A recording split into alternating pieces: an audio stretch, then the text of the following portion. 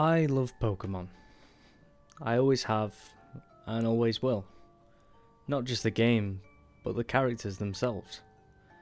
When I was about 6, my dad bought me my first ever games console, a yellow Game Boy Color with a copy of Pokemon Yellow. I was overjoyed. I had been a hardcore Pokemon fan ever since I started watching the TV shows with my brother and some friends. And every time I would start trying to reenact some Pokemon.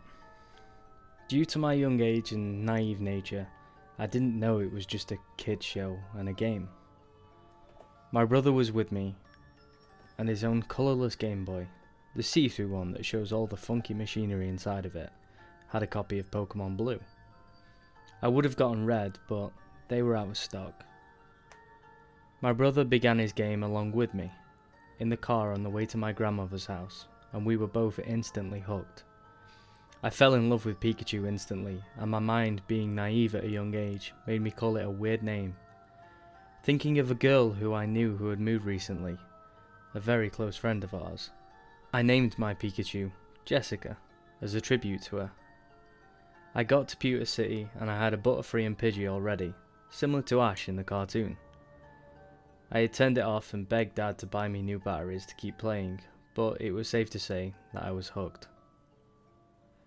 After time, my team grew stronger. It changed, expanding itself and now replacing Butterfree and Pidgeotto with a Sandslash and Gororo, a Dragonite traded to me from my brother.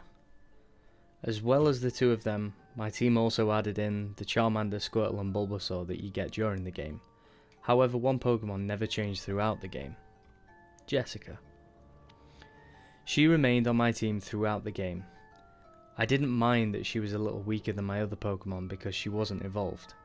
She held a special place in my heart. Somehow, no matter how many times my brother tried convincing me to evolve her into a Raichu, which was impossible in my game, by trading her to him to let him do it, I never did.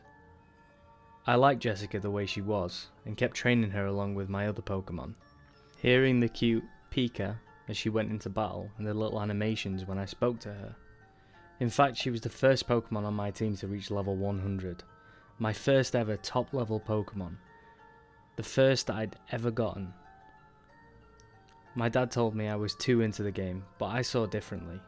I saw Jessica as more than just pixels and bytes in a video game. I saw her as a close friend, a companion, and someone who would cheer me up when I was down with her Pika Pika every time I pressed the A button on her. In a sense, I began to love Jessica like a friend, as weird as it sounded. Soon, Pokemon Gold and Silver came out. I traded my yellow team to my Pokemon Silver version and trained on that one instead, even getting them all to level 100 too. Jessica still remained at the head of my party, along with my yellow team and my new Pokemon Silver team. I remember watching the anime in Johto, and Ash saying that he valued all of his Pokemon, and treated them like family. I valued my Pokemon in the same way, and Jessica felt like the little sister I never had. My brother had a tendency to just restart his game when he got bored. I even got Pokemon Red to try and match him, and we even had races together. He and I battled occasionally and he often won, but he could never match up to my Pokemon Yellow team. One day, however, one of our younger friends came around and messed with my game without me knowing. He didn't erase it, but he accidentally evolved Jessica into a Raichu. Since it was on my new Crystal version, she couldn't refuse like she did in Yellow.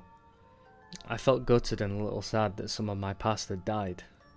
To relive some nostalgic moments, I traded my team back to Yellow and began to fight some Pokemon with my team, my love for it being back, although Jessica wasn't following me around anymore. I still treated her like the Pikachu I always had. I even spoke to my game a few times, and once or twice I thought she responded to me. If I felt happy, the Raichu's cry was normal and tough, and if I felt sad, it felt slowed down and a little saddened. It might have just been me, but oh well. When Pokemon Ruby and Sapphire came out, I was distraught that I couldn't trade Gen 1 and Gen 2 Pokemon to them. I felt incredibly sad and finally put down my Pokemon Yellow to pick up a copy of Pokemon Ruby. So what if it was an American on a British Game Boy Advance? I began to play and was instantly hooked. I made a new team, but every now and then I went back to my old games. Jessica still made me come back to Yellow. and her Pikachu on the front page sprite made me always happy to see her again. Unfortunately, my life outside of my video games was becoming less fortunate. My mother was getting sick and slowly dying of cancer. The doctors tried everything they could and fought to keep her alive, but everyone knew the end was coming, except me. I was so naive that I never even understood half of what was going on. Sure, I knew Mum was ill, but then the inevitable happened, and it finally smacked me in the face. I closed myself to reality, playing games and forcing everyone away from me. My thoughts were so misguided and far-fetched. My mind was being distorted and I was doing incredibly badly on my games, even if I was trying to use them as a failsafe. Ruby was no fun anymore and most of my other games were just plain rubbish. Super Smash Bros. Melee kept me entertained for a while, but soon even that got dull. The only thing left for me now was Yellow. Somehow, as a failsafe, Jessica and Yellow actually worked. She always seemed to cheer me up, even as a Raichu, and her tough battle cry made me keep going forward. I met a girl online and began to fall in love with her. She helped me through several hard times and was also a great Pokemon fan. I got Pearl soon after and began to play that, getting hints and tips from this new friend, who will be known as S to protect her identity, and making a new team, buying Pokemon Battle Revolution soon after and battling her on it occasionally. Everything was getting back together, until one fateful event. One event that would, to me unknowingly, set off a whole chain reaction. I had come home from school incredibly angry. People at school had been bullying me, and a friend had turned on me and seriously upset me. In a blind rage, I had stormed into my room and began to throw things around. My bag, books, drawers, anything that wasn't secure. Eventually, I calmed down and began to tidy up. Removing things from a pile I had made of heavy objects being thrown, I heard an odd crunching and cracking noise. Digging everything away, I found something that made my anger dissipate into nothing. There, crushed at the bottom of the pile, was a yellow cartridge for a Game Boy Color game. I only had one yellow color game, and that was the game I started with. Yellow. I cried. I think I really cried for quite some time, just holding the smashed bits of my game to my chest. No more nostalgic battles with the Elite Four. No more battles with my rival. No more Jessica. The Pikachu to Raichu I had grown to love as a good friend and almost as a sister. I felt bad and guilty, but even still, I had other Pokemon games. I had Pearl with an amazing team on it, and soon I was going to get Platinum. Would I really miss a Pokemon game that was about 7 or 8 years old? I wish I'd paid more attention. I was far too blind and naive. I began to play Pearl more frequently, challenging S to battles as well as my friends. I moved to a new school and got Platinum, but my depression kept coming back to haunt me. My brother, too, was suffering from depression from the death of our mother, and neither of us were getting any better. Well, I was stable thanks to S, who had now become my girlfriend, but my brother was worse off. My brother wasn't even going to school anymore. He had lost interest in Pokemon and gone to other fandoms, but I stayed loyal. I still am to this very day, the #1 Pokemon fan in my school. However, whenever I played my Pokemon games, something lingered at the back of my mind. Something that I'd forgotten. Something that I couldn't quite put my finger on. Whatever it was, I seemed to get this feeling whenever I saw a member of the Chew family in the anime or in the games. It was odd. And a little creepy. A year and a half later, approximately 6 months ago from today, another tragedy struck. My brother, who had slowly been sinking lower and lower into depression, died in his flat suddenly. Nobody told me anything about what happened, but it was enough. My depression came back like a storm and smacked me. A few days later, I was due to go back to school. I was rummaging through all things that would bring back my memories of my brother. Digging in a box, I found a cracked object. Pulling it out, I was surprised to see it was my old Pokemon Yellow cartridge. There was a large chunk of it missing from the front, and a lot of the nuts and bolts inside of it were loose and tipped all over the bottom of the box. I took all of them and attempted to find the lost piece of the cover, but to no avail. Finally, giving up, I placed it back into the box and put it away. As I did, a name flashed into my mind that made me pause. Jessica. Where had I heard that name before? I couldn't remember. I stuffed it back under my computer desk and left for school. Things weren't going very well after my brother's death. My mind was going wrong. I was soon hearing voices in my head and was diagnosed with minor dissociative identity disorder. Pokemon Heart Gold, my most recent game, along with S and my two friends, known to you as P and R, were the only things keeping me sane. Soon enough, P suggested I get the new Pokemon games, Pokemon Black and White. I decided to get Black because I liked the look of the White Dragon Reshiram. He said that he would get White and we would race to see who could beat the game first, just like me and my brother would have done. But soon, the game came and we went instantly to playing it. Within 3 days I was already with 7 badges and a full team. My love of Pokemon would never die, and P was left in the dust with only 4 badges. Finally beating the game and getting the transfer machine, I borrowed P's DS and began to scroll through some Pokemon to trade for my Heart Gold. I wanted to replace Lightning, my Zebstrika, and Wildfire, my Simisear, because they were far too weak. Looking through, I came across a Pikachu I had gotten from the Yellow Forest Pokewalker run. It was female, had a modest nature and knew Surf, Volt Tackle, and 2 other moves I can't remember. Perfect. As a tradition of mine, I always name my Pokemon. This helps me put characteristics to them, and I had done so ever since I could remember. My Heart Gold file was loaded, and I took the Pikachu to the name rater. Pikachu seemed like the only one really worthy of being on my team.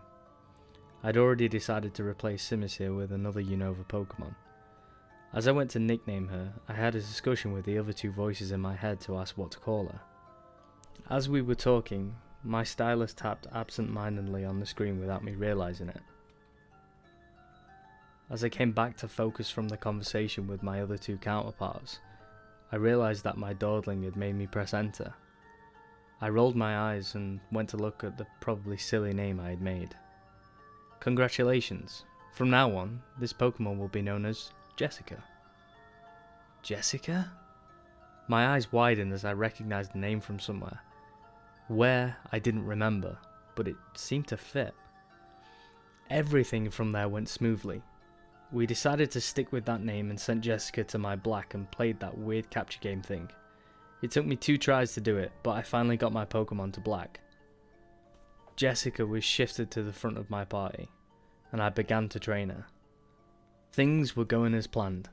The Lucky Egg and XP point up power I was using from my Sea Gear were working great. I changed the moveset a bit to be more special orientated. She had a modest nature, and kept on training. Things started getting strange about 30 minutes after she was in the game.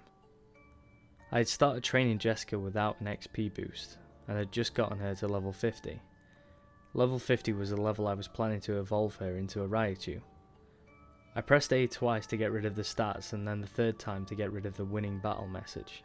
However, rather than the screen going back to normal, it stayed black for a few seconds. Thinking my game had crashed, I pressed the A button once or twice. A black message box appeared on the screen, as if I'd just received an item, but the text was going slowly, and what was displayed made me frown. Remember me? I blinked. I didn't know what that was. The text box vanished and the screen returned to normal.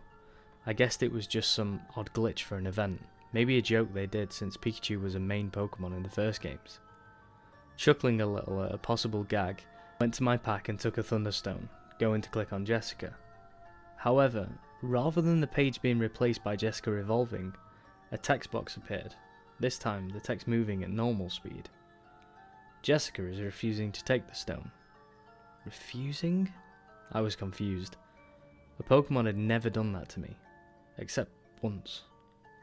Maybe it was a gag again, back to this old Pokemon game.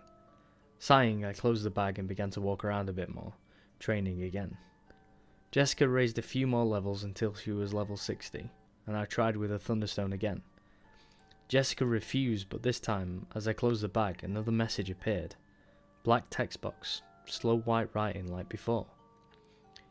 It's not going to work. Now do you remember me? This was starting to creep me out a little. I saved my game and then checked Jessica's stats. On the status screen, her stats seemed normal. Level 60, modest nature, holding a lucky egg, female. But something was different.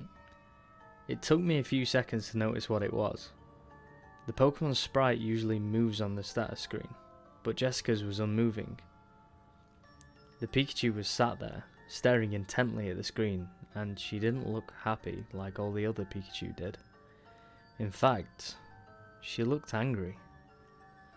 Her head was crouched a little and her eyes were narrowed, her cheeks sparking occasionally. She hadn't been like that when I'd first gotten her.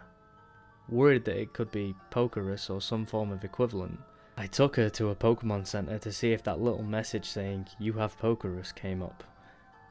When I spoke to Nurse Joy, she healed my Pokemon and then began to say something else, but what she said wasn't what I was expecting.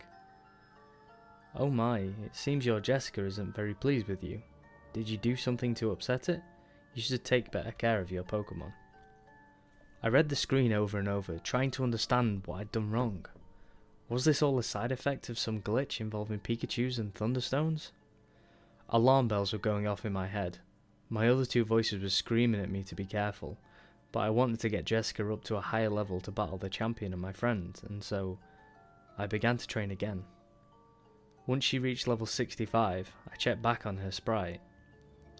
Jessica's sprite had gone back to normal, but something was different. Whereas the Pikachu sprite normally bounced, Jessica did not, and she seemed to be looking at me, her eyes locking onto mine quietly. The detailed brown eyes filled with emotion I never knew could be seen in the game. Hatred, anger, resentment, sorrow. They were not happy eyes. As I closed her status page, another message flashed up. "You're a liar, a cruel, heartless killer." Killer? I stared at the screen. Now I knew something was wrong.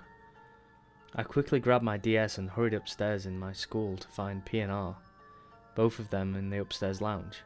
I showed them the game, but as soon as I turned the DS to show them, the message would replace itself with Jessica's stat screen. I told them to listen to me and begged them to understand, but the two of them were both talking about something else and thought I was just going nuts and being stupid. I resigned myself to possibly thinking that too and headed back downstairs to my room, continuing to train. As soon as I opened my DS back up, words were on the bottom of the screen in a slightly larger than normal text box. These words were worrying, however, since it was still on the black text box, but the words themselves were blood red and in a different style of writing, much more blocky and sharp than the rounded edges of the newer writing. "You kept me close. We were the best of friends. Then you broke me, killed me, and then discarded me. I will never die. I am too close to your heart." Jessica's sprite appeared on the screen, but it was different again. Instead of a happy bouncy Pikachu, her arms were folded and her ears were drooping downwards. Her eyes narrowed and her body had turned so it was now facing the screen directly. It was then that I really understood. She wasn't talking to the character at all. She was talking to me. "Jessica?"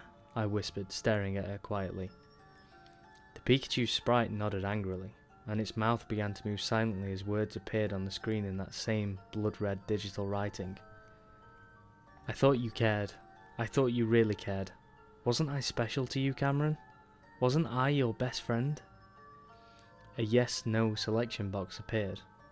I lingered, memories slowly beginning to hit my head as the other two voices in my head remained silent, probably just as shocked as I was. Fingers trembling, I selected yes. Jessica nodded on screen before her tail flicked and her mouth began to move. "Yes, we were partners, you and I. We took down Team Rocket together. We conquered Kanto, Johto, and even Red together. I thought you cared, but I was wrong. You let rage get the better of you and snap me like a twig. You crushed me as well as my heart. You killed me. You're a murderer, Cameron. No, I cried, not realizing I was talking out loud. Jessica, I'm sorry, I really am. I could feel tears begin to stream down my face. You've got it all wrong. There was silence from the screen before I suddenly heard Pika from the speakers. I looked at the screen to see she had turned her back on me and begun to walk away. I shook my head, frantically pressing the A button to try and do something, but all I got was a swish of her lightning bolt tail as she faded out. The screen returned to normal, and Black, the character, was facing a Pikachu sprite at the top of some steps. I guessed that this was Jessica, and the little Pikachu block looked at Black before another text box appeared. At the top of Celestial Tower, I will wait for you. With that, the screen flashed black and then back to normal. Things were wrong though. The music had stopped playing, and Black seemed to be moving slightly slower than normal. When I checked my party Pokemon, the first thing I noticed was that Jessica was no longer in. The first space was replaced by my starter, Wish, my Samurott. Looking over my Pokemon, I noticed some other things. Their cries were not sounded and their sprites were frozen. The sprites themselves were also only done in certain monochrome colours, yellow, red, blue or whatnot, as well as done in large blocky pixels, just like Pokemon Yellow sprites. Everything suddenly hit me. Jessica, my old team, the nostalgia, and finally, what had happened to the cartridge. Without another word, in real life or in game, I used my trusty Sigilif, High Node, to fly to Mistralton City and headed north towards Celestial Tower. The music still refused to play, but I was in too much torment with myself to care. The two voices in my head were trying to reassure me that this was some kind of nightmare, but I knew it was all happening. It was all so real. My throat was incredibly dry. My tears still ran down my face as I entered the tower. The tower of deceased Pokemon. Pokemon Tower. As soon as I entered, the atmosphere was different from outside. The room was darker than normal and there was nobody in there. There was a forlorn silence, but faintly music was playing. I began to ascend the spiral staircase and the music got louder with every floor I raised. Each floor was how it should be, but much darker and with no trainers or wild Pokemon. The graves were painted black, and on the final staircase I saw Cameron used rage. Jessica died. In block red capital letters spiraling up the stairs, one letter on each second step. I finally reached the top and surprisingly found everybody there. All of the trainers from the tower, the gym leaders, Elite Four, Belle, Shiren, N, Alda, they were all here, looking towards the main steps to the bell at the top of the tower. As I approached them, people stopped me. What they said was what shocked me and made my throat dry out even more and fresh tears well up in my eyes. Belle. Cameron, how could you do such a thing? Shiren. You. I looked up to you. How could you betray me? Alda. This is unforgivable, but maybe she will. N. You said that you wanted people and Pokemon to live in peace. Then why did you? As I rose the final steps, Belle, Shiren, N and Alda all followed, blocking the way back out. I went forward and stopped. There, standing in front of the bell, was undeniably a Raichu sprite. The Raichu rang the bell, the sounds sounding eerie with music, which I now recognise as the 8-bit Lavender Town music from Pokemon Yellow. The music suddenly stopped, and another text bubble appeared, black with white writing. You came, Cameron. I did, I whispered quietly to the screen, sniffing as I stared at it. The Raichu sprite turned around and took a few steps towards Black, only stopping 1 or 2 spaces away. Do you know why I wanted to call you here? A yes-no box appeared again. I pressed yes with shaking thumbs and the Raichu shook its head in response. No, you don't. Don't lie. I called you here so you can see what you did to me. The sprite took a final few steps towards Black and the screen fuzzed out. the larger sprite replacing most of the screen, like when N sometimes talked. What I saw, however, almost made me sick. It was a Raichu, but no Raichu I had ever seen. The creature's ears were flattened to its skull, a huge gash leading from one ear to the other across the forehead. Blood-stained fur was shown all the way down its face, past its sorrowful eyes and scratched cheeks. Its arms hung limply by its sides and its tail drooped limply over its shoulder. The lightning bolt at the tip of it had a large chunk ripped out of it. The Raichu's mouth had dried blood around the lips, and some still dribbling from the corner of its mouth. But it was the main part of Raichu that terrified me. Right where the chest was, the abdomen and the stomach area of the Raichu too, there was a gaping wound. Inside could be seen intestines, bones, cracked ribs with copious amounts of blood dripping from it, covering the white belly fur and staining it red. I could see its heart, and with a sickening turn of my stomach, I saw it beating feebly within the shattered ribcage. Panicking, I pressed A repeatedly to try to get the image away from the screen. Instead, a text box appeared, the writing digital and red, just like the blood coming from Raichu. "What's wrong, Cameron? Can't stomach what you did to me? Your closest friend? The one who you so mercilessly killed?" "I'm sorry!" I screamed suddenly, staring at Raichu's face. "I'm sorry!" With that, I crumpled over my screen and sobbed. "Jessica, it was an accident. I didn't mean to hurt you. I didn't mean to do anything to you. You're still my Pokemon. You're still my friend. None of this was meant to happen. Jess, don't hate me. It was all a stupid, stupid accident." I cried for a solid few minutes before looking at the screen. Jessica had gone, and the overworld Raichu sprite was simply standing there, looking at Black. Nothing was said for a moment, and I simply stared at the screen. Finally, a text box appeared. Was it truly an accident? A yes/no box appeared. I pressed yes, and there was another pause. The Raichu sprite turned around and walked back to the bell before another text box appeared. "Do you regret what you did?" Another yes/no box. I frantically pressed yes, more tears making their way down my face. There was another pause before Jessica finally turned round, staring at Black. "Jessica believes you." I felt a wave of relief wash over me as I saw Raichu sprite walk back over to Black. The screen flashed up with a gruesome Raichu sprite again, but this time, the sorrowful eyes were replaced with soft ones, a small, weak smile on its face. "Do you still love me?" There was no yes/no box, but instead it asked if I wanted to record or check mic options. I knew my DS microphone was fine, so I pressed record and took a deep breath. "Jessica, I'm so sorry for what I did to you. I wish I could reverse what I put you through. I should never have forgotten. You're not just a bunch of pixels and data, but a being just like me. I'm really sorry. I promise I'll never do it again. Ever. I'll be more careful. I'll never restart a Pokemon game. Ever. All I want," I took a soft breath and finally let the last words out, "is your forgiveness for my stupidity. I do still love you, Jessica." The picture of Jessica on screen nodded and it faded out. The overworld returned and Jessica appeared again as a Raichu sprite. This time, however, Black spun around in a circle and a small Pokeball flew from his hand. A flash of white light engulfed Jessica and the ball closed. As Black moved forward to pick it up, a new text box appeared. "Thank you, Cameron. You really do remember."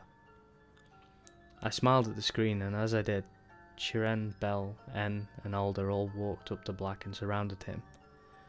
The screen faded out and Black reappeared in front of the bell.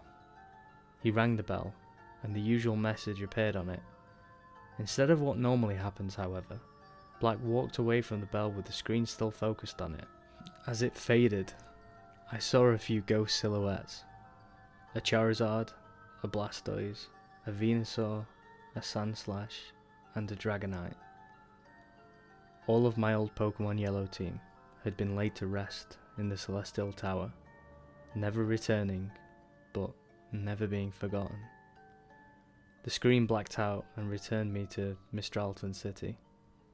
A message popped up saying that the game had been saved. I checked my Pokemon and saw Jessica in my 6th slot. Opening her page, a huge wave of nostalgia and comfort greeted me and my 2 other voices as we looked at the screen. Greeting us was a level 100 Raichu, modest nature, female and with the nickname Jessica, and OT as Cam, which was my Pokemon Yellow character name. Moving to the move section, I saw that her stats were exactly how they were left in Yellow, and her moveset was exactly the same as her old Yellow moveset: Thunderbolt, Double Team, Submission and Surf. I smiled broadly. She had forgiven me and decided to join me once again. As I pressed B to leave the page, one final message popped up. The large Raichu picture appeared again, but this time there were no cuts or internal organs shown. What was shown was the smiling face of a healthy Raichu beaming at the screen. A message box popped up as the Raichu's mouth moved as if it was saying the words, "Thank you, Cameron, for taking me back. Oh, and by the way," the screen changed briefly. The picture now had one paw up, and I saw something in her paw that made my eyes widen and show that no matter how much anyone would prove otherwise, this was no joke or hack. In her paw sat the final, missing part to my Pokemon Yellow cartridge. I never truly forgot you either. I hope you read this and realise, to us, it may seem a game, but Jessica taught me that if you love a game too much, it becomes part of you, so much so that you can't leave it behind. I have never ever restarted or broken a Pokemon game since. I am careful with all my games. I don't want to upset anybody like Jessica ever again. I'm glad she was so forgiving and loving of me. If she wasn't, it could have ended so much worse. Hey guys, and thank you once again for listening to the latest in my CreepyPasta series. Now, this one was a CreepyPasta that I had not heard of before and was recommended to me by one of you lovely people. So thank you very much for that, and any other suggestions that you have, please comment them or inbox me on the Facebook page in the description. I've got a pretty sore voice at the minute, but I hope that I managed to do the creepypasta justice. So if not, I do apologise. But anyway, thank you again and take care.